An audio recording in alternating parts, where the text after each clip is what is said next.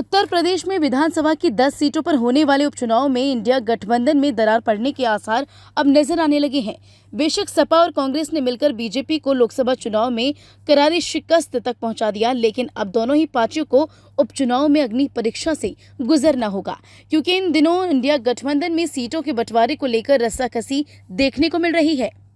India गठबंधन में शामिल कांग्रेस ने 5 सीटों को लेकर दावा पेश कर दिया है, जिसे लेकर केंद्रीय नेतृत्व को रिपोर्ट भी भेजी जा चुकी है।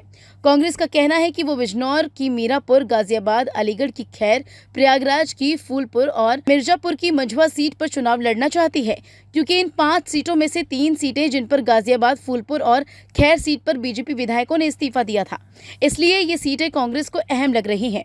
वहीं बाकी बची 2 सीटों मझवा पर निषाद पार्टी और मीरापुर में आरएलडी के विधायकों ने इस्तीफा दिया है। हालांकि मीरापुर सीट आरएलडी के खाते में तब आई थी जब वो सपा के साथ गठबंधन में थी, लेकिन अब आरएलडी बीजेपी के साथ है। ऐसे में इस सीट पर नए सिरे से दावा पेश किया जाएगा। उपचुनाव 10 सीटों पर होने वाले हैं। जो 5 सीटें कांग्रेस ने चुनी हैं, उसके बाद बची हुई 5 सीटों पर सपा विधायकों ने इस्तीफा दिया है, जिनमें से 4 सीटें ऐसी रहीं जिनमें लोकसभा चुनाव जीते विधायक सांसद बने तो उन्हें इस्तीफा देना पड़ा, और कानपुर की सीसामऊ सीट विधायक इरफान सोलंकी के जेल जाने के बाद उनकी सीट खाली हो गई। एक तरफ कांग्रेस 5-5 का फॉर्मूला चाहती है, लेकिन मीडिया रिपोर्ट्स की माने तो सपा इस फॉर्मूले को मानने से इनकार कर रही है।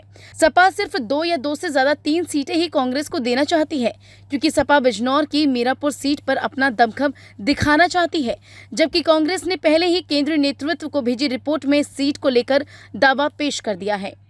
क्योंकि इन सीटों को कांग्रेस किसी भी तरह से जीतना चाहती है, वो बीजेपी को इस बार करारी टक्कर देना चाहती है, क्योंकि हाल ही में उपचुनाव को लेकर कांग्रेस ने एक बैठक की थी, जिसमें कांग्रेस ने साफ तौर पर कहा था कि वो उन्हीं 5 सीटों पर चुनाव लड़ना चाहती है जो एनडीए के खाते से खाली हुई है।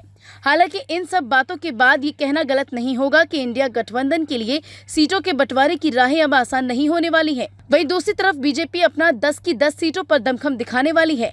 जीत दर्ज करने के लिए सीएम योगी लगातार बैठकें कर रहे हैं और चुनाव की प्लानिंग भी कर रहे हैं। ऐसे में अगर इंडिया गठबंधन यूं ही सीटों के बंटवारे को लेकर लड़ता रहा तो बीजेपी के लिए जीत की राहें आसान हो सकती हैं।